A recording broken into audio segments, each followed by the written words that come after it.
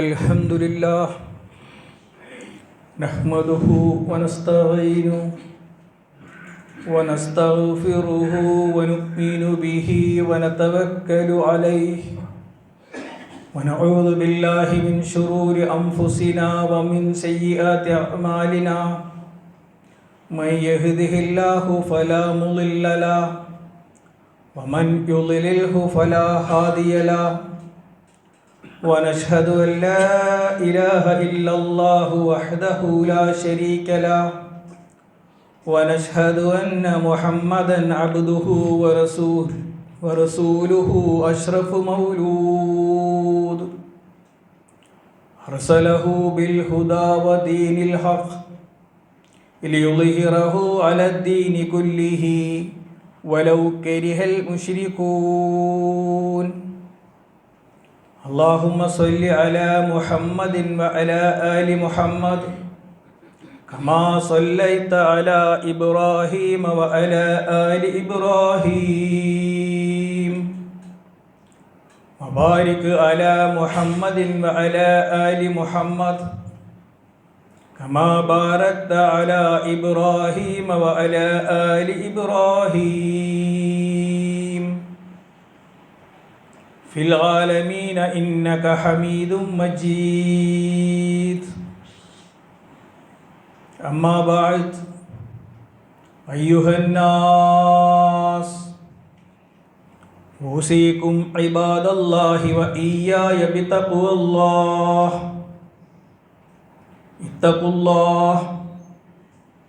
اتقوا الله حق تقاته ولا تموتن إلا وأنتم مسلمون أعوذ بالله من الشيطان الرجيم بسم الله الرحمن الرحيم وما لكم لا تقاتلون في سبيل الله والمستضعفين من الرجال والنساء والولدان الذين يقولون ربنا أخرجنا من هذه القرية الظالم أهلها واجعل لنا من لدنك وليا واجعل لنا من لدنك نصيرا صدق الله വലിയ അലീം. അല്ലാഹുവിൻ്റെ അടിമകളെ, സഹോദരന്മാരെ, പടച്ച തമ്പുരാന് മാത്രം വഴിപ്പെട്ട് ജീവിക്കുവാൻ എല്ലാവരെയും ഓർമ്മപ്പെടുത്തുകയാണ്. അതല്ലാത്ത എന്തൊക്കെ തന്നെ ആര് സ്വീകരിച്ചാലും ഒരു രക്ഷയുമില്ല. അള്ളാഹു നമ്മയെല്ലാം കാക്കുമാറാകട്ടെ, അനുഗ്രഹിക്കുമാറാകട്ടെ. കേരളീയരായ നമ്മളെ സംബന്ധിച്ചിടത്തോളം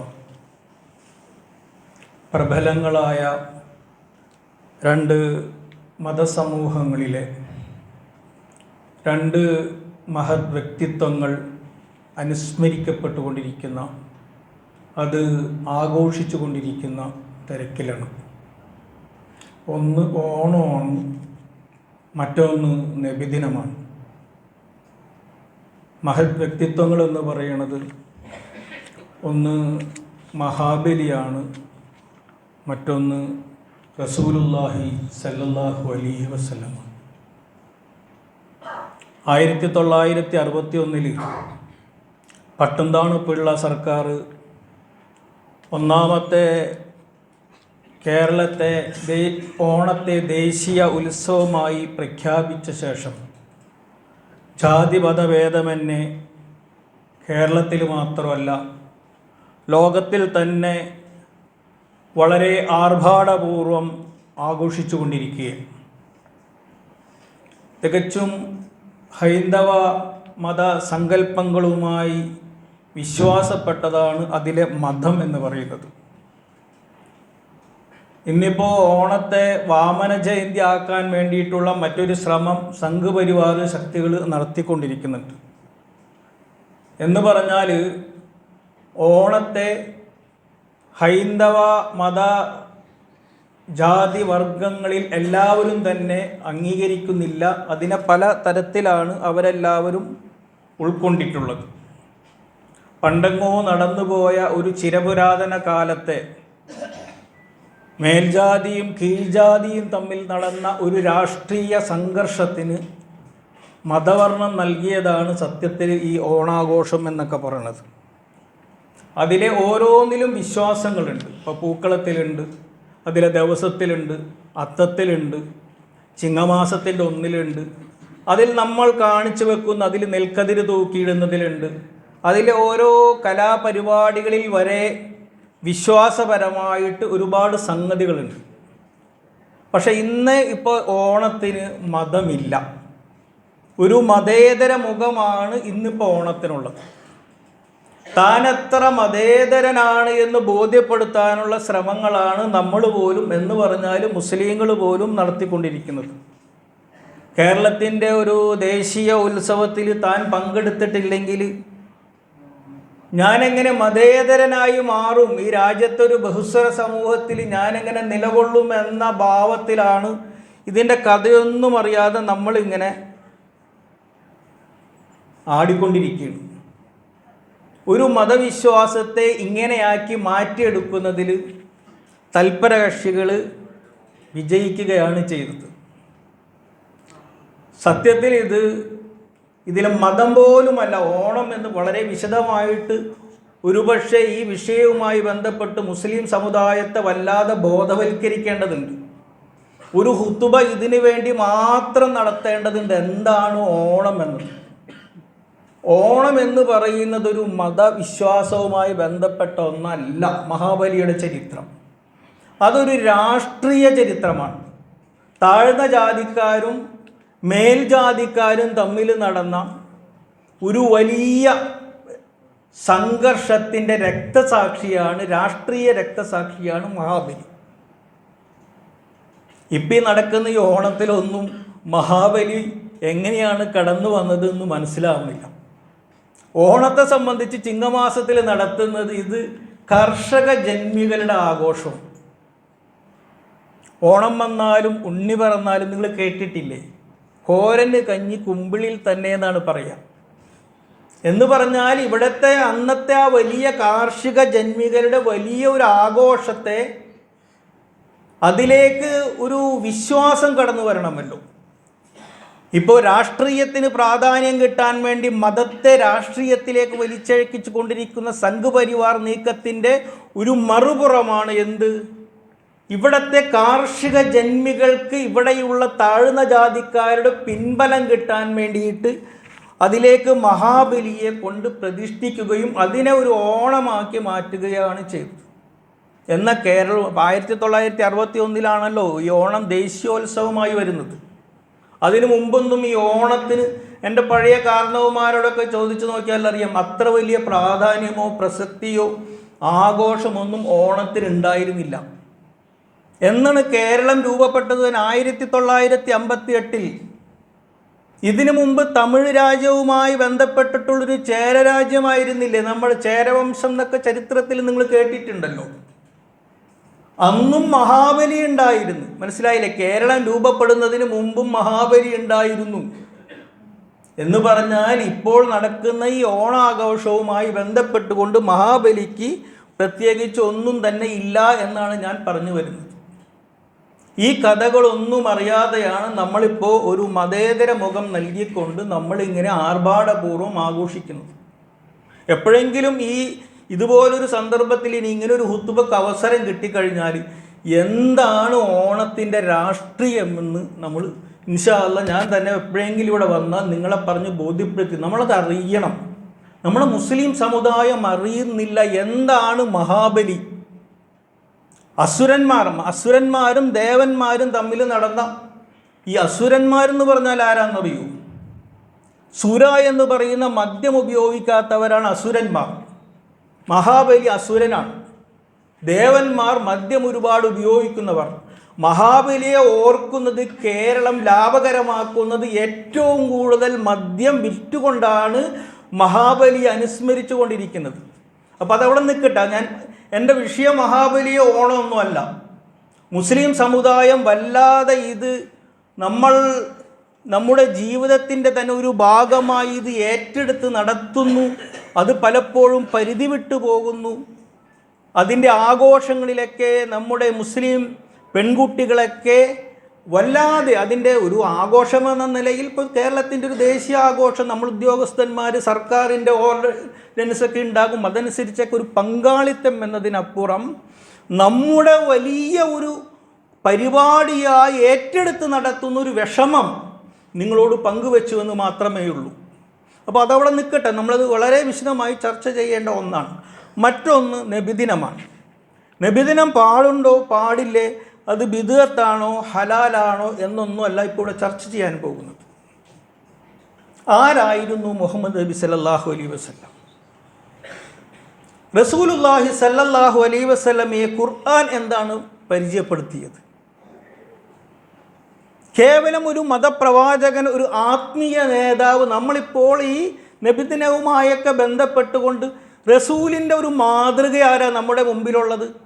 നമ്മുടെ ഇവിടുത്തെ മൗലവിമാർ അല്ലേ? ഇവിടുത്തെ പൊതുജനം ചിന്തിക്കുക. ഇവിടുത്തെ ബഹുസ്വര ഇസ്ലാമേതര സമൂഹത്തിന് നബി എന്ന് പറയുന്നൊരു മോഡൽ വേണമല്ലോ.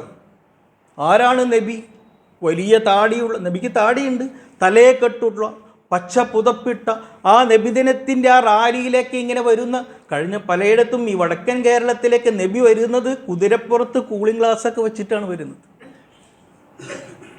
പൊതുസമൂഹം നബിയെ കാണുകയാണ്. ഇപ്പോൾ യേശുക്രിസ്തുവിനെ അവർ കാണുന്നുണ്ടല്ലോ. അവരുടെ ഉത്സവങ്ങളിൽ മഹാബലിയുടെ ഒരു രൂപം അവർ കാണുന്നുണ്ടല്ലോ ഓണത്തിന്.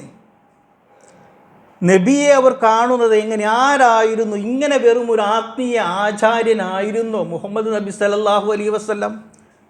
വമാ അർസൽനാക ഇല്ലാ കാഫത്തൻ ലിന്നാസി ബഷീറൻ വനദീറൻ. സർവ്വജനങ്ങളിലേക്കും അറിയിച്ച സന്തോഷ വാർത്തകൻ. എന്താണ് സന്തോഷം? ആ റസൂലിൻ്റെ മാതൃക പിൻപറ്റുന്നതോടുകൂടി നമ്മൾ ജീവിതത്തിൽ അനുഭവിക്കുവാൻ പോകുന്ന സംതൃപ്തി, സ്വാതന്ത്ര്യം, സമാധാനം. എന്താണോ ഇസ്ലാം കാഴ്ചവെക്കുന്ന ആ സന്തോഷം ലോകത്തിന് നിന്ന് നഷ്ടപ്പെട്ടത്? സമാധാനം നഷ്ടപ്പെട്ടു, സന്തോഷം നഷ്ടപ്പെട്ടു, ശാന്തി നഷ്ടപ്പെട്ടു, നിർഭയത്വമില്ല, ഭയപ്പാടോടുകൂടി ജീവിക്കുന്ന ലോകത്തിൻ്റെ ബഷീറൻ, ആ സന്തോഷവാനായ പ്രവാചകനെ ലോകം ഇന്നറിയുന്നില്ല. വനദീറൻ, അതിനെ ധിക്കരിച്ചാലുള്ള മുന്നറിയിപ്പായിട്ടാണ് റസൂലുള്ളാഹി സല്ലല്ലാഹു അലൈഹി വസല്ലമയെ അയച്ചത്. വലാകിൻ അക്സറന്നാസി ലാ യഅലമൂൻ. ഇങ്ങനെയൊരു വിമോചകനെപ്പറ്റി ഈ ലോകം അറിയുന്നില്ല, ജനം അറിയില്ല. ജനത്തിന് ആരാണ് മുഹമ്മദ് എന്നത്. മുസ്ലിം എന്ന് പറയുന്ന ഒരു മതവിശ്വാസത്തിൻ്റെ ഒരു ആത്മീയ ആചാര്യൻ, ഒരു ആത്മീയ നേതാവ്, ഒരു പുരോഹിതൻ, അവർക്ക് ഖുർആനും അവർക്ക് നിസ്കാരവും നോമ്പും സക്കാത്തും ഒക്കെ പറഞ്ഞു കൊടുക്കുന്ന ഒരു ആത്മീയ പുരുഷൻ എന്നതിനപ്പുറം വദാഇയൻ ഇലല്ലാഹി ബിഇദ്നിഹി വസിറാജൻ മുനീറ. അന്ധകാര നിബിഡമായ ഈ ലോകത്ത് ജാതീയതയുടെ, വംശീയതയുടെ, സാമ്പത്തിക ചൂഷണത്തിൻ്റെ, രാഷ്ട്രീയ കൊള്ളയുടെ, മുഴുവൻ അധർമ്മത്തിൻ്റെയും അന്ധകാരത്തിൽ നിന്ന് വസിറാജൻ മുനീറ, ജനങ്ങൾക്ക് വെളിച്ചം കാണിച്ചുകൊണ്ട് യഥാർത്ഥ അസ്തിത്വത്തിലേക്ക്, അള്ളാഹുവിലേക്ക് മനുഷ്യൻ സ്വയം അള്ളാഹുവാകാൻ ശ്രമിക്കുന്നിടത്ത്, മനുഷ്യൻ സ്വയം തൻ്റെ സഹോദരനെ അടിമയാക്കിക്കൊണ്ട് മറ്റൊരുവൻ കൂടുതൽ ശക്തൻ ഉടമയാകാൻ ശ്രമിക്കുന്നിടത്ത് വദാഇയൻ ഇലല്ലാഹ്, ആരാണ് അള്ളാഹു എന്ന് ബോധ്യപ്പെടുത്തുന്ന വസിറാജൻ മുനീറ, ആ ഒരു വിളക്കായ പ്രകാശമായ റസൂലിനെ കുറിച്ചിട്ട് റസൂല് പറയുന്നുണ്ടല്ലോ, കുൽ യാ അയ്യുഹന്നാസ്, അല്ലയോ മനുഷ്യരെ, അല്ലയോ മുഅ്മിനുകളെ, അല്ലയോ മുസ്ലിങ്ങളെ എന്നല്ല റസൂല് വിളിക്കുന്നത്. യാ അയ്യുഹന്നാസ്, അല്ലയേ മനുഷ്യരെ, കുൽ, നിങ്ങൾ അറിയണം, ഇന്നി റസൂലുള്ളാഹി ഇലൈക്കും ജമീഅ, ഞാൻ സർവ്വലോകരിലേക്കും മനുഷ്യരിലേക്ക് നിയോഗിക്കപ്പെട്ട റസൂലാണ്. ഇത് ജനത്തിനറിയുമോ? ജനത്തിനറിയുമോ ജനങ്ങൾക്ക് വേണ്ടി അയക്കപ്പെട്ട ഒരു റസൂലിനാണ് എന്ന്? ഈ മതേതര മുഖം, ഈ മാവേലി, നിങ്ങളൊന്ന് ആലോചിച്ചു നോക്കൂ സഹോദരന്മാരെ. ലോകത്തിൻ്റെ വമാ അർസൽനാക ഇല്ലാ റഹ്മത്തൻ ലിൽ ആലമീൻ, ലോകത്തിൻ്റെ കാരുണ്യമായി അയക്കപ്പെട്ട ഒരു പ്രവാചകൻ ഒരു മതസമൂഹത്തിൻ്റെ മാത്രം പരിമിതമായി കൊണ്ട് ഒരു പ്രത്യേക കാലഘട്ടത്തിൽ പ്രത്യേക രീതിയിലുള്ള വചനങ്ങളും വാക്യങ്ങളും മദ്ഹുകളും സ്വലാത്തുകളും അവർക്ക് പോലും മനസ്സിലാകുന്നില്ല എന്താണ് ഈ പറയുന്നതെന്ന്. തൻ്റെ റസൂലിനെ കുറിച്ചിട്ട് എന്താണ് പറയണതെന്ന് അവർക്ക് പോലും അറിഞ്ഞുകൂടാ. ഏതോ ഒരു പ്രത്യേക സന്ദർഭത്തിൽ സ്മരിക്കപ്പെടുന്ന ഒരു ലോക പ്രവാചകൻ, എന്തേ ഈ ഒരു പ്രവാചകന് മതേതര മുഖം ലഭിക്കാതെ പോയത്? ഒരു മതവിശ്വാസത്തിൻ്റെ മാത്രം അതിൽ തന്നെ വർഗങ്ങളിൽ നിന്ന് മാറി വർഗങ്ങളെ ഉപജാതികളും വർഗങ്ങളുമാക്കി ഒരു പ്രത്യേക വിഭാഗത്തിൻ്റെ മാത്രം ഒരു ആചാര്യനെ ലോകത്തിൻ്റെ തന്നെ ആഘോഷമാക്കി മാറ്റുമാറ് അതിൻ്റെ തൽപര കക്ഷികൾ വിജയിച്ചെങ്കിൽ, എൻ്റെ മുസ്ലിം സഹോദരന്മാരെ, നാളെ അല്ലാഹുവിന്റെ മുമ്പിൽ നമ്മൾ എന്താ പറയുക? ഇങ്ങനെയൊരു പ്രവാചകനെ ലോകത്തിൻ്റെ വിമോചകനായിട്ട് അയച്ചിട്ട് ആ റസൂൽ സ്മരിക്കപ്പെട്ടോ? ആ റസൂലിനെ ലോകമറിഞ്ഞോ? ഓണത്തിൻ്റെതായ ഇത് തന്നെ നിങ്ങൾ മറിച്ച് ക്രിസ്തുമസിനെ നിങ്ങളൊന്ന് ആലോചിച്ച് നോക്കൂ. എല്ലാവരുടേതുമാണല്ലോ ക്രിസ്മസ്. എല്ലാവരും നമ്മളടക്കം സ്റ്റാർ തൂക്കുന്നു. അതിൻ്റെ മതം ഹറാം ഹലാലൊക്കെ അവിടെ നിൽക്കട്ടെ കേട്ടോ, അതൊക്കെ വേറെ ചർച്ച. ന്യൂ ഇയർ എല്ലാവരുടേതുമാണ്. നമ്മുടെ പെരുന്നാളുകൾ, നമ്മുടെ റസൂൽ ഇല്ലേ, പെരുന്നാളെന്താ? വിശുദ്ധ ഖുർആൻ, മാലോകർക്ക് ഇഹപര വിജയത്തിന് വേണ്ടി ഇറക്കപ്പെട്ട ഖുർആൻ, അതിൻ്റെ ആഘോഷമല്ലേ പെരുന്നാൾ. അതുപോലും നമ്മളിൽ പരിമിതപ്പെട്ടു പോയില്ലേ സഹോദരന്മാരെ? എന്താണ് ഇതിനൊരു മതേതര മുഖം നൽകാൻ നമുക്ക് കഴിയാതെ പോയത്? അല്ല, അവരുടെ ആളുകൾ എല്ലാവരെയും വിളിച്ചുകൂട്ടി വലിയ വർണ്ണശബളമായ ഘോഷയാത്രകൾ, അതിൽ ഒപ്പനയുണ്ട്, അതിൽ തിരുവാതിരയുണ്ട്, അത് തന്നെ എല്ലാവിധ ഇസ്ലാമികമായ മുഴുവൻ വസ്ത്രധാരണയോടുകൂടിയിട്ടുള്ള നമ്മുടെ പെൺകുട്ടികളാണ് അതിൻ്റെതായ കലാപരിപാടികൾ അവതരിപ്പിക്കുന്നത്. എൻ്റെ ഈ ജാതി മത സമൂഹത്തെ മുഴുവനും കൂട്ടി നിർത്തിക്കൊണ്ട് നമുക്ക് ഒരു മതേതര സ്വഭാവം നമ്മുടെ പ്രവാചകന് നൽകാൻ കഴിയാതെ പോയത്. ഈ ജനം ഇങ്ങനെയൊരു പ്രവാചകനെപ്പറ്റി, ഈ പ്രവാചകൻ്റെ വിമോചനത്തെപ്പറ്റി, ഇങ്ങനെയൊരു വിപ്ലവ സന്ദേശത്തെപ്പറ്റി, പ്രവാചകൻ്റെ സാമ്പത്തികമായ സമ്പൽ സമൃദ്ധി ഇല്ലേ? ഓണം ഇപ്പോൾ ആഘോഷിക്കുന്നത് എന്താണ്? ഓണം വന്നാൽ സമ്പൽ സമൃദ്ധി എന്നാണ്. ഇന്നും നമ്മൾ കടത്തിലാണ്. പട്ടിണിയുള്ളവർ എത്ര പേരുണ്ടാവും എന്ന് പറയും. ഇന്നലെ പോലും ഓണത്തിൻ്റെ അന്ന് പോലും പട്ടിണി കിടന്നവർ. വിലക്കയറ്റങ്ങൾ നമ്മൾ എന്തോരം ബുദ്ധിമുട്ടിക്കൊണ്ടിരിക്കണം നമ്മുടെ രാജ്യത്ത്. സക്കാത്ത് വാങ്ങാൻ ഒരു ദരിദ്രനില്ലാത്ത വണ്ണം ഒരു രാജ്യത്തെ വിമോചിച്ച സമ്പദ്ഘടനയുടെ ഉദാത്ത മാതൃക സൃഷ്ടിച്ച റസൂലുള്ളാഹി സ്വല്ലല്ലാഹു അലൈഹി വസല്ലം രാഷ്ട്രീയ അഴിമതിയുടെ, രാഷ്ട്രീയ അക്രമത്തിൻ്റെ, രാഷ്ട്രീയ പകപോക്കലുകളുടെ, രാഷ്ട്രീയ വിദ്വേഷത്തിൻ്റെ കാലഘട്ടത്തിൽ ജാതിമതി മുഴുവൻ സമൂഹത്തെ ഏറ്റവും അധികം കുതന്ത്രങ്ങൾ മെയ്യുന്ന ജൂത സമൂഹത്തെ പോലും ചേർത്ത് നിർത്തിക്കൊണ്ട് ഒരു രാഷ്ട്രീയ സംവിധാനം ഉണ്ടാക്കുന്നിടത്ത് റസൂല് വിജയിച്ചില്ലേ? കുടുംബങ്ങളെ കൂട്ടിയിണക്കുന്നിടത്ത് നിങ്ങൾ ഓരോന്ന് മുഴുവൻ ഇവിടെ ഞാൻ വിശദീകരിക്കുന്നില്ല. വെക്കണോ? റസൂലിൻ്റെ ജീവിതത്തിൻ്റെ ഓരോ മേഖലകളിലേക്കും നമ്മൾ എടുത്തെടുത്ത് പരിശോധിച്ചു നോക്കൂ. ആ സാധിച്ച വിപ്ലവം അവിടുത്തെ ജനത്തിന് അറിഞ്ഞുകൂടായിരുന്നു ഇങ്ങനെ ഒരു വിമോചനത്തെപ്പറ്റി. സാമ്പത്തികമായ അക്രമങ്ങൾ നടത്തുന്ന, അധർമ്മങ്ങൾ നടത്തുന്ന, കൊല നടത്തുന്ന, സ്ത്രീകളെ ചൂഷണം ചെയ്യുന്ന സമൂഹത്തിന് റസൂലിന്റെ വിമോചന സന്ദേശം മാറ്റം വരുത്തി. നമ്മളിങ്ങനെ റസൂലിനെ ഒതുക്കി ഒരു മൗലവിക്കപ്പുറം റസൂൽ ഇവിടെ വികാസം പ്രാപിച്ചില്ല. നിങ്ങൾ സ്വലാത്ത് ശ്രദ്ധിച്ചിട്ടുണ്ടോ? ഞാൻ സാന്ദർഭികമായിട്ട് പറയാം. നമ്മൾ സ്വലാത്ത് ഉണ്ടല്ലോ, ഇബ്രാഹിമി സ്വലാത്ത്, അല്ലാഹുമ്മ സ്വല്ലി അലാ മുഹമ്മദ് വ അലാ ആലി മുഹമ്മദ് കമാ സ്വല്ലൈത അലാ ഇബ്രാഹിമ വ അലാ ആലി ഇബ്രാഹിം വബാരിക് അലാ മുഹമ്മദിൻ വ അലാ ആലി മുഹമ്മദ് കമാ ബാറക്ത അലാ ഇബ്രാഹിം വഅലാ ആലി ഇബ്രാഹിം. അല്ലാഹു സുബ്ഹാനഹു വ തആല ഇബ്രാഹിം നബിക്ക് ഒരുപാട് അനുഗ്രഹങ്ങൾ നൽകിയിട്ടുണ്ട്. ആ അനുഗ്രഹത്തിലേക്ക് റസൂലിനെ എത്തിക്കണമെന്നാണ്. അപ്പൊ റസൂലിന് അത്രയും അനുഗ്രഹം ലഭിച്ചിട്ടില്ല.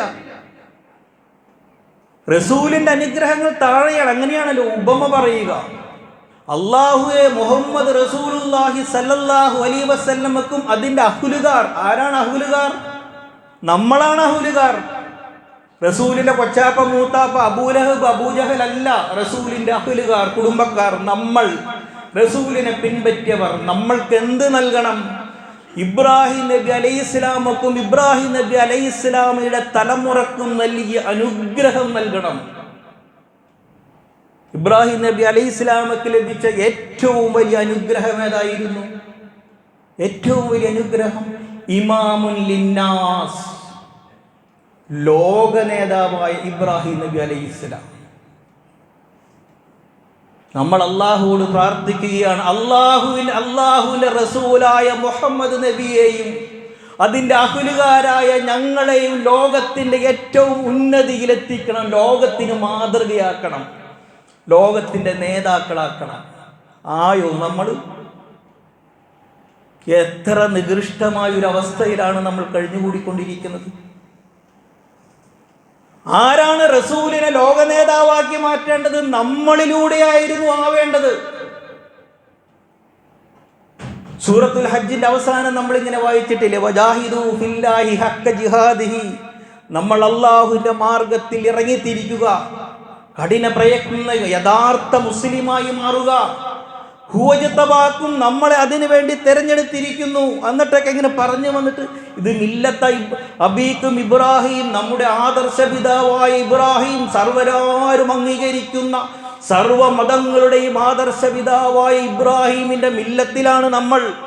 ഹുവ സമ്മാക്കുമുൽ മുസ്ലിമീന മിൻ ഖബ്ലു വഫീ ഹാദാ. നമുക്ക് അതിൻ്റെ പേര് അള്ളാഹു നൽകിയ സ്ഥാനപ്പേരാണ് മുസ്ലിം. മുസ്ലിം എന്ന പേര് നമ്മളെ വിളിച്ചത് അള്ളാഹു ആണ്. ലിയകൂന റസൂല ഷഹീദൻ അലൈക്കും. ഇതിനനുസരിച്ചുകൊണ്ട് റസൂലിൽ അവർക്ക് സാക്ഷികളായി, ആ സമൂഹത്തിന് സാക്ഷികളായി. പഴയ മക്കയുടെ ഖുറൈശിയുടെ കഥകളൊക്കെ നമ്മൾ കേട്ടിട്ടുണ്ട്. അവർ മാറി. ആ 6-ാം നൂറ്റാണ്ടിലെ അപരിഷ്കൃതരായ ജനം മാറി. ലോകത്തിന് എന്നും ഉദാത്തമായ മാതൃക, പകരം വെക്കാനില്ലാത്ത മാതൃകയായിക്കൊണ്ട് സംസ്കാര ശൂന്യരായ ഒരു ജനം മാറി. ലിയകൂന റസൂലു ഷഹീദൻ അലൈക്കും. റസൂൽ അവരെ മാറ്റി. എന്നിട്ട് അടുത്ത ആഹ്വാനം, വതകൂനു ശുഹദാ അലന്നാസ്. നിങ്ങൾ അതുപോലെ ഇവിടുത്തെ ജനങ്ങൾക്ക് സാക്ഷിയായി മാറണം.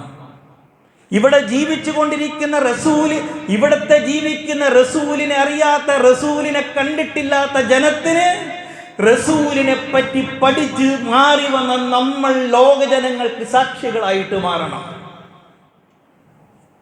അപ്പോഴാണ് റസൂൽ എന്തായി മാറുള്ളൂ? ലോക നേതാവായിട്ട് മാറും. നമ്മളിലൂടെ മാറണം.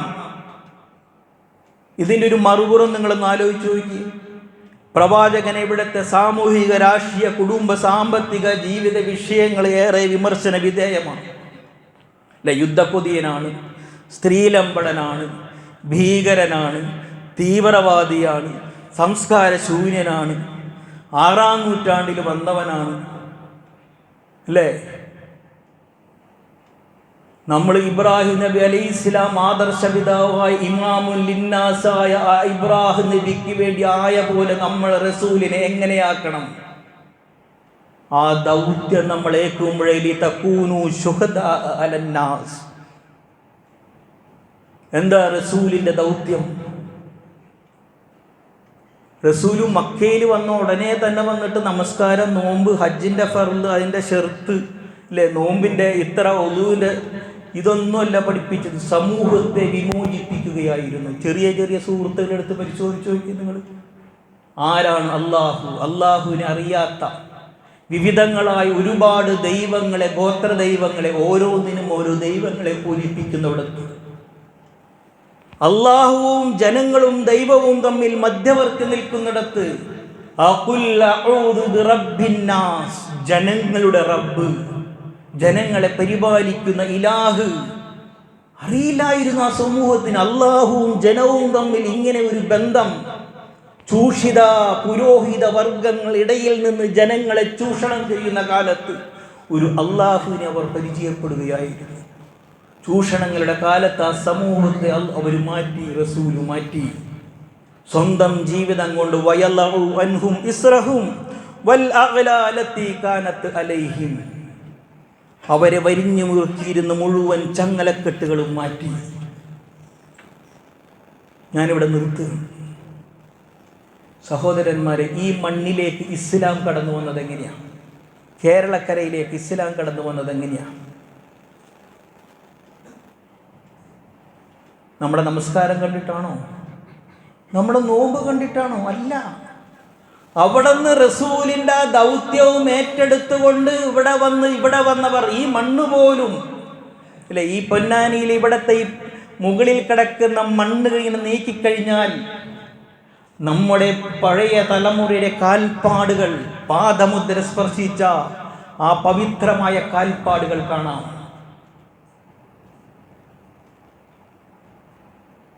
തൻ്റെ അയൽവാസി പട്ടിണി കിടക്കുമ്പോൾ ഭക്ഷണം കഴിക്കാത്തൊരു കൂട്ടർ ഇവിടെ വന്നിട്ടുണ്ട്.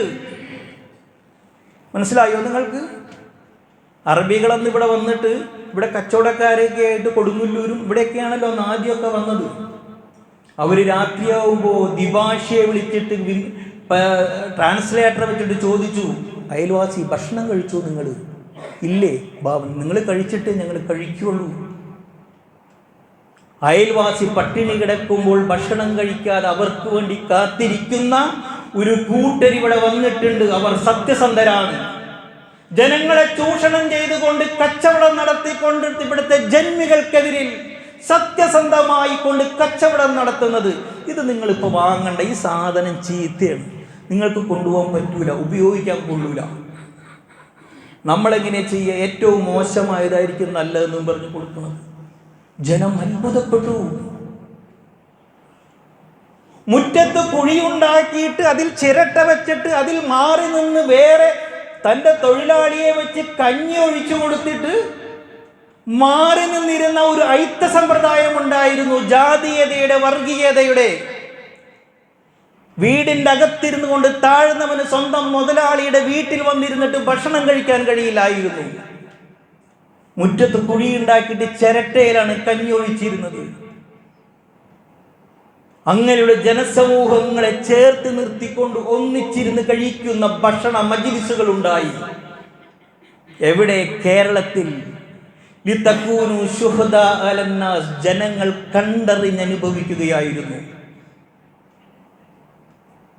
കീഴുദ്യോഗസ്ഥന്റെ കാൽ കീഴിൽ മേലുദ്യോഗസ്ഥൻ തല വെച്ച് കിടക്കുന്നത് കണ്ട് ഇവിടത്തെ കേരള ജനം അത്ഭുതപ്പെട്ടു.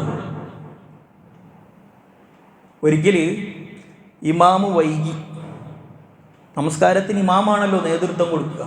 ഇമാമ് വൈകി. അപ്പം മുഅദ്ദിൻ കയറിയിട്ട്, മുഅദ്ദിൻ കീഴുദ്യോഗസ്ഥരാണല്ലോ, മുഅദ്ദിൻ കയറി ഇമാമ് നിന്നു. പുറകിൽ വന്ന് ഇമാം എന്ത് ചെയ്ത്? മുഅദ്ദിൻ്റെ പുറകിൽ നിന്ന് നിസ്കരിച്ചു. ജനങ്ങൾ നോക്കിയപ്പോൾ കീഴുദ്യോഗസ്ഥൻ സുജൂദി കിടക്കണ, തൊട്ട് ഇപ്പുറത്ത് മേലുദ്യോഗസ്ഥനായ ഉസ്താദ് തലയും വെച്ച് കിടക്കണം. ജനം മാറ്റി. ഇത് നമുക്ക് കഴിയണം. നിങ്ങൾക്കറിയോ വൈക്കം സത്യാഗ്രഹ ക്ഷേത്ര വിളംബരത്തെ കുറിച്ചിട്ട് തിരുവിതാംകൂർ രാജാവിനെ കാണാൻ വേണ്ടിയിട്ട്,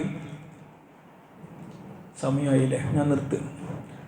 തിരുവിതാംകൂർ രാജാവിനെ കാണാൻ വേണ്ടിയിട്ട് മഹാത്മാഗാന്ധി വന്നു.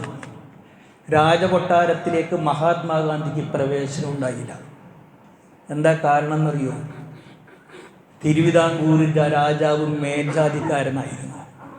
മഹാത്മാഗാന്ധിജി രാഷ്ട്രപിതാവ് കീഴ്ജാതിക്കാരൻ. പുറത്ത് വേറെ ടെൻ്റ് കെട്ടി അവിടത്തേക്ക് കൊട്ടാരത്തിൽ നിന്ന് കൊടയും ചൂടി വന്ന് അകന്നു നിന്ന് സംസാരിച്ചു മഹാത്മാഗാന്ധിയുമായി. കൊട്ടാരത്തിലേക്ക് കയറ്റിയില്ല. അറിയോ നിങ്ങൾക്ക് എന്താ സംസാര വിഷയമെന്നറിയോ? മഹാത്മാഗാന്ധി എന്തിനാ വന്നതെന്നറിയോ?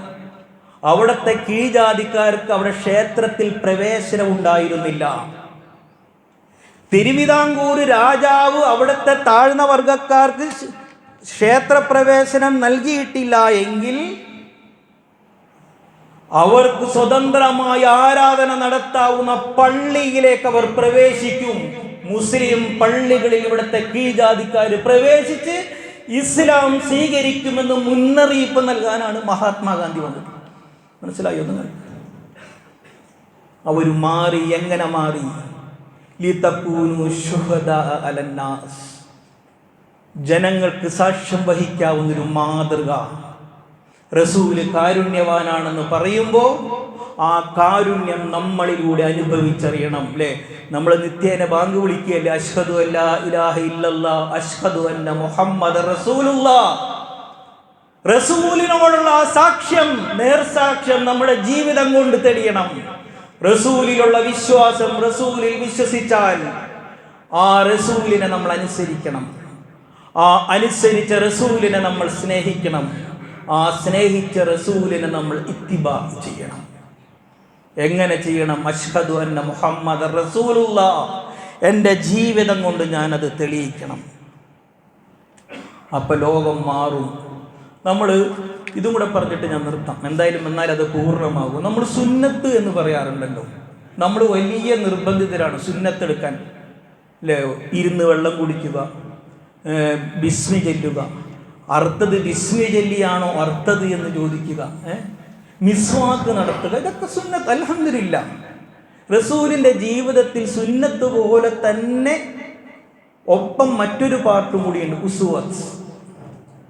അതാണ് ലഖദ് ഉസ്വത്തുൻ ഹസന. റസൂലുള്ളാഹി സ്വല്ലല്ലാഹു അലൈഹി വസല്ലമയെ കുറിച്ചിട്ട് വിശുദ്ധ ഖുർആൻ പറയുന്നത് അതാണല്ലോ. ലഖദ് കാന ലക്കും ഫീ റസൂലില്ലാഹി ഉസ്വത്തുൻ ഹസന, നിങ്ങൾക്ക് നല്ല മാതൃകയുണ്ട്. പല്ല് തേക്കൽ സുന്നത്തായ റസൂൽ എന്തിനാണ് പല്ല് തേക്കുന്നത്? അതിൻ്റെ ഒരു ഉസ്വത്ത് ജനങ്ങളെ നോക്കി ചിരിക്കുക എന്നുള്ളതാണ്. നമുക്ക് തഖ്വ വരാൻ തുടങ്ങി ആദ്യം നമുക്ക് നഷ്ടപ്പെടുന്നത് ചിരിയാണ്. പിന്നെ ഒരു ഗൗരവഭാവം കൊണ്ടൊരു മുഖം. കാരണം ഞാൻ മുത്തക്കിയാണ്, ചിരിക്കാൻ പാടില്ല. അല്ല, നമ്മൾ ചിരിക്കണം. ചിരി കണ്ടിട്ട്, ചിരി സദഖയാണ്. ഇതാണ് ഉസ്വത്ത് എന്ന് പറയുന്നത്. ബിസ്മി ചൊല്ലിയതാണോ എന്ന് ചോദിച്ച് നമ്മൾ വാങ്ങുന്ന ഭക്ഷണം, അതിന് കൊടുക്കുന്ന കാശുണ്ടല്ലോ, സമ്പത്ത്, ഹലാലായ മാർഗത്തിൽ സമ്പാദിച്ചതാണോ? ഇതാണ് ഉസ്വത്ത് എന്ന് പറയുന്നത്. പരസ്പരം പൊരുത്തപ്പെടണം. ജീവിതവും വിശ്വാസവും പൊരുത്തപ്പെടണം. അള്ളാഹു നമ്മെ അനുഗ്രഹിക്കുമാറാകട്ടെ. അങ്ങനെ വരുമ്പോൾ ഈ ലോകം കാത്തിരിക്കുകയാണ്. നമ്മുടെ സ്വാമി വിവേകാനന്ദൻ, അദ്ദേഹത്തിൻ്റെ ഒരു നിരീക്ഷണമുണ്ട്. ഇനിയൊരു പ്രവാചകൻ ദൈവം അയക്കുകയാണെങ്കിൽ അത് ഇന്ത്യയിലേക്കാണ് അയക്കുക. ഇവിടുത്തെ ജാതി വിമോചനങ്ങൾക്കെതിരെ, ഇവിടുത്തെ വർഗീയതയ്ക്കെതിരെ ഒരു പുതിയ പ്രവാചകനെ ഇന്ത്യയിലേക്കാണ് അയക്കേണ്ടത് എന്ന് സ്വാമി വിവേകാനന്ദൻ പറയുന്നുണ്ട്. നമ്മൾ ആ ദൗത്യം ഏറ്റെടുക്കണം. ഈ നാടിൻ്റെ വിമോചനം. വജഅൽ ലനാ മിൻ ലദുൻക വലിയ, ഈ രാജ്യത്തിന് ഒരു രക്ഷാധികാരി ആവശ്യമുണ്ട്.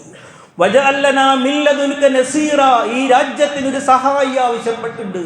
ഇവിടുത്തെ ദുർബലരായവർ, സ്ത്രീകൾ, പുരുഷന്മാരിലെ വിദ്യാർത്ഥികൾ പോലും ജാതീയതയുടെ പേരിൽ ആത്മഹത്യ ചെയ്യുന്ന, ആക്ഷേപിക്കപ്പെടുന്ന, അധ്യാപകൻ ആക്ഷേപിക്കുന്ന എത്ര ആത്മഹത്യകൾ നടക്കുന്നു. പരസ്പരം വംശീയതയുടെ, വിഭാഗീയതയുടെ, വർഗീയതയുടെ, സാമ്പത്തിക ചൂഷണങ്ങളുടെ, കുടുംബ തകർച്ചയുടെ ഒരു വിമോചകൻ ഇവിടുത്തെ പീഡിത സമൂഹത്തിന് ആവശ്യമായിട്ടുണ്ട്. ആരാണ് വിമോചകൻ? നിങ്ങളിൽ ഓരോരുത്തരുമാണ് വിമോചകൻ. നിങ്ങളിൽ ഓരോരുത്തരും. ലിതകൂനു ശുഹദാ അലന്നാസ്, ജനങ്ങൾക്ക് സാക്ഷ്യം വഹിക്കണം. നമ്മൾ റസൂലിൻ്റെ സാക്ഷ്യമാണ്. ആ ഷഹാദത്ത് ചെല്ലുന്നവരാണ്, ബാങ്ക് വിളിക്കുന്നവരാണ്. അഷ്ഹദു അന്ന മുഹമ്മദ് റസൂലുള്ളാഹ്, എൻ്റെ ജീവിതം കൊണ്ട് അത് ബോധ്യപ്പെടുത്തണം. അള്ളാഹു നമ്മെ അനുഗ്രഹിക്കുമാറാകട്ടെ. ഒരു അറിയിപ്പുണ്ട്. ഇവിടെ ഈ ഞായറാഴ്ച യൂത്ത് കഫേ എന്ന പേരിൽ ഒരു പ്രോഗ്രാം നടക്കുന്നുണ്ട്. 25 വയസ്സിനും 40 വയസ്സിനും ഇടയിലുള്ള ആൺകുട്ടികൾക്കും പെൺകുട്ടികൾക്കുമാണ്. അത് വിവാഹിതർക്കും പങ്കെടുക്കാം. ഇപ്പം നടക്കുന്ന ഈ കുടുംബ തകർച്ചകൾ, അതുപോലെ തന്നെ മൂല്യ വ്യതിചലനങ്ങൾക്കെതിരെ ബോധവൽക്കരിക്കുന്ന, പ്രത്യേകിച്ച് വിവാഹിതർക്ക് പോലും നല്ല കൗൺസിലിംഗ് ക്ലാസ്സൊക്കെയാണ് നടക്കുന്നത്. വളരെ ആസൂത്രിതമായ പ്ലാനിങ്ങോട് കൂടിയിട്ടുള്ള ഒരു പ്രോഗ്രാമാണ്. സാധ്യമാകുന്ന എല്ലാ യുവാക്കളും യുവതികളും വിവാഹിതരും എല്ലാവരും അതിൽ പങ്കെടുക്കാൻ ശ്രമിക്കണം. നമ്മുടെ രക്ഷിതാക്കൾ അതിനുവേണ്ടി പ്രത്യേകം ശ്രദ്ധിക്കണം. ഓഗസ്റ്റ് 30 ഞായറാഴ്ച 3:30 ISS സ്കൂൾ പൊന്നാലിയിലാണ്. അതിൻ്റെ രജിസ്ട്രേഷന് വേണ്ടിയിട്ട് ഇവിടെ പ്രത്യേകം സംവിധാനം, ഇവിടെ ഒരു QR കോഡൊക്കെ ഫ്രണ്ടിൽ വെച്ചിട്ടുണ്ട്. അപ്പോൾ അതുമായി ബന്ധപ്പെട്ട് നിങ്ങൾ സഹകരിക്കണമെന്ന് പ്രത്യേകം ഉണർത്തുന്നു. അള്ളാഹു നമ്മയെല്ലാം അനുഗ്രഹിക്കുമാറാകട്ടെ. ഞാൻ ഇവിടെ ഇങ്ങനെ പള്ളിയിൽ ഇങ്ങനെ ഇരിക്കുമ്പോൾ ഞാനിങ്ങനെ ശ്രദ്ധിക്കുകയായിരുന്നു, ഈ നാടിൻ്റെ ഒരു പ്രത്യേകത ശ്രദ്ധിക്കുകയായിരുന്നു. പലരും വളരെ പ്രയാസപ്പെട്ടിട്ടാണെങ്കിൽ പോലും വയസ്സായവരൊക്കെ ഇങ്ങനെ നടന്നു വരണ കണ്ടപ്പോൾ വലിയ സന്തോഷം തോന്നി. എല്ലാവരും തന്നെ നേരത്തെ തന്നെ വന്ന് അൽഹംദുലില്ലാഹ്. ഞാനൊരു സന്തോഷ വാർത്ത നിങ്ങളോട് പറയുകയാണ്. റസൂലുള്ളാഹി സ്വല്ലല്ലാഹു അലൈഹി വസല്ലം പറഞ്ഞിട്ടുണ്ട്, വൃദ്ധന്മാരാരും സ്വർഗത്തിൽ പ്രവേശിക്കില്ല എന്നാണ് റസൂൽ പറഞ്ഞിട്ടുള്ളത്. അതിൻ്റെ പൊരുളെന്താണെന്നറിയോ നിങ്ങൾക്ക്? നിങ്ങളിങ്ങനെ പലരും എൻ്റെ മുമ്പിലിരിക്കുന്ന പല പ്രായം ചെയ്യുന്ന രക്ഷകർത്താക്കൾ പലരും വളരെ പ്രയാസപ്പെട്ടിട്ടാണ് നടന്നു വരുന്നത് കണ്ടത്. റസൂൽ പറഞ്ഞതിൻ്റെ പൊരുള്, വൃദ്ധന്മാർ സ്വർഗത്തിൽ പ്രവേശിക്കില്ല എന്ന് പറഞ്ഞതിൻ്റെ പൊരുള്, എല്ലാവരും ചെറുപ്പക്കാരെ ആയിക്കൊണ്ട് ചടുലതയോട് കൂടിയിട്ടായിരിക്കും അള്ളാഹുവിൻ്റെ സ്വർഗത്തിലേക്ക് പ്രവേശിക്കുക എന്നാണ്. പ്രയാസപ്പെട്ടുകൊണ്ടുള്ള ഈ ഓരോ ചുവടുവെപ്പുകൾ നാളെ അള്ളാഹുവിൻ്റെ സ്വർഗത്തിലേക്ക് വേഗതയോടുകൂടി വരാനുള്ള തൗഫീക്ക് നൽകി അള്ളാഹു നമുക്ക് അനുഗ്രഹിക്കുമാറാകട്ടെ. പല പ്രയാസങ്ങൾ, ബുദ്ധിമുട്ടുകൾ, ആരോഗ്യപരമായ, സാമ്പത്തികമായ, ശാരീരികമായ ഒരുപാട് രോഗങ്ങൾ കൊണ്ട്, വാർദ്ധക്യം കൊണ്ട് നമ്മൾ പ്രയാസപ്പെടുന്നുണ്ട്. കാരുണ്യവാനായ നാഥ, നീ ഞങ്ങൾ അനുഗ്രഹിക്കണമേ തമ്പുരാനെ. ഞങ്ങൾ അനുഭവിച്ചു കൊണ്ടിരിക്കുന്ന എല്ലാ പ്രയാസങ്ങളും നാഥ നീ പരിഹരിച്ചു തരണമേ തമ്പുരാനെ. നിനക്ക് പരിഹരിക്കാനാവാത്ത പടച്ചറബേ, നിനക്ക് പരിഹരിക്കാനാവാത്ത ഒന്നും തന്നെ ഇല്ല പടച്ചറബേ. നിന്റെ കാരുണ്യത്തിൻ്റെ ചെറിയ ഒരു തുള്ളി മാത്രം മതി ഞങ്ങളുടെ വിഷമങ്ങൾ മാറാൻ. നാഥാ, നീ ഞങ്ങളെ രക്ഷിക്കണേ നാഥാ. ഇവിടുത്തെ പ്രകൃതി ദുരന്തങ്ങൾ, പല നാടുകളും വലിയ പ്രയാസങ്ങളിലാണ്, പ്രകൃതി ദുരന്തങ്ങളിൽ പ്രയാസപ്പെട്ടുകൊണ്ടിരിക്കുകയാണ് നാഥാ. നാശനഷ്ടങ്ങളിൽ നിന്ന്, ദുരന്തങ്ങളിൽ നിന്ന്, അപകടങ്ങളിൽ നിന്ന്, രോഗങ്ങളിൽ നിന്ന് നാഥാ നീ ഞങ്ങളെ രക്ഷിക്കണേ നാഥാ. ഞങ്ങളുടെ നാടിനെ രക്ഷിക്കണേ നാഥാ, ഞങ്ങളെ രക്ഷിക്കണേ നാഥാ. ഇവിടെ ഒത്തുകൂടിയ പോലെ നാളെ അല്ലാഹുവിൻ്റെ ജന്നാത്തുൽ ഫിർദൗസിൽ ഒത്തുകൂടാനുള്ള തൗഫീഖ് നൽകി നീ ഞങ്ങളെ അനുഗ്രഹിക്കണമേ തമ്പുരാനെ. വഅഖൂലു ഖൗലി ഹാദാ അസ്തഗ്ഫിറുല്ലാഹ ലീ വലക്കും വസ്തഗ്ഫിറൂഹു ഇന്നഹു ഗഫൂറുർ റഹീം.